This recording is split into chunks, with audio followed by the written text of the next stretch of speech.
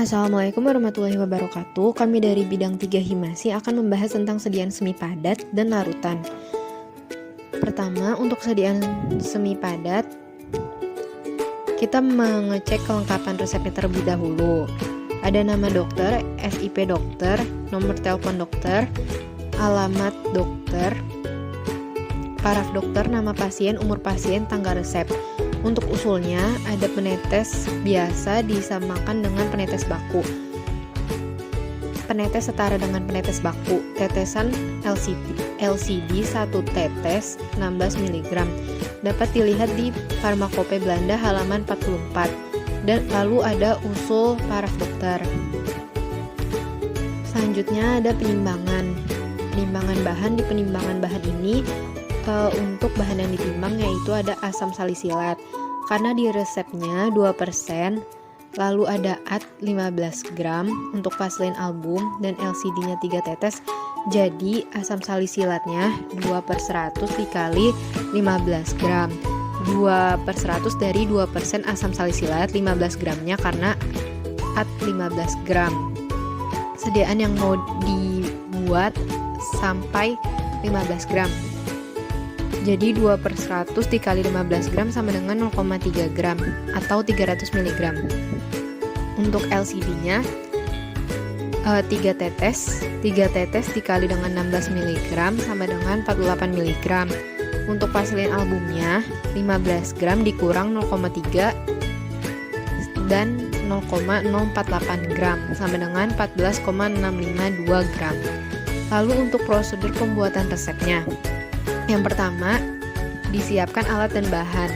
Bersihkan meja dan alat. Yang kedua, disetarakan timbangan. Yang ketiga, masukkan asam salisilat ke dalam lumpang, tambahkan 3 tetes etanol, gerus sampai halus homogen. Kenapa ditambahkan etanol 95%?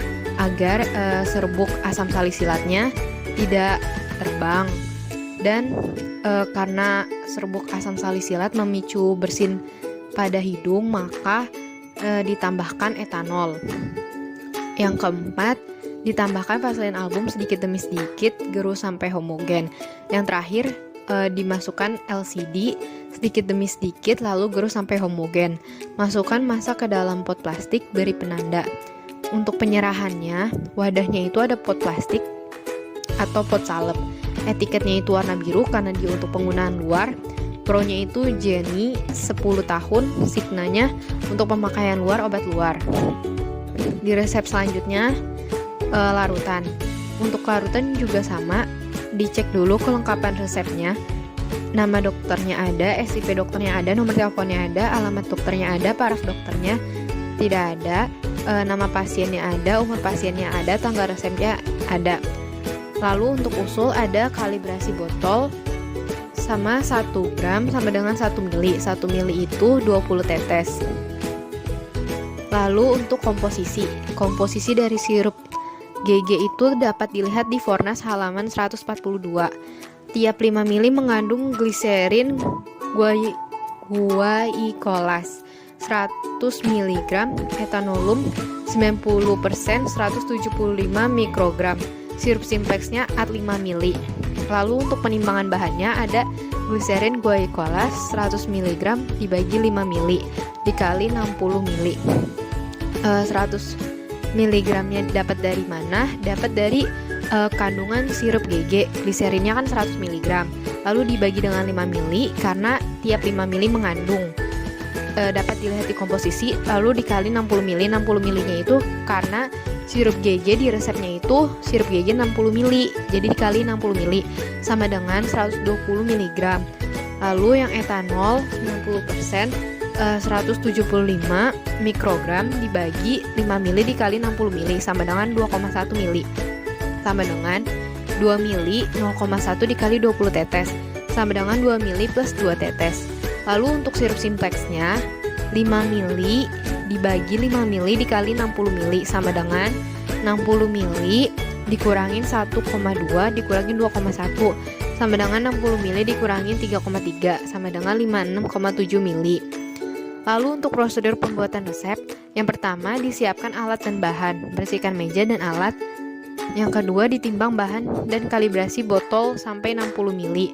Yang ketiga, larutkan GG dengan etanol 90% dalam Erlenmeyer, aduk sampai larut dan homogen, masukkan botol. Yang keempat, tambahkan sirup simplex sampai batas kalibrasi 60 ml, kocok sampai larut. Yang kelima, beri penanda.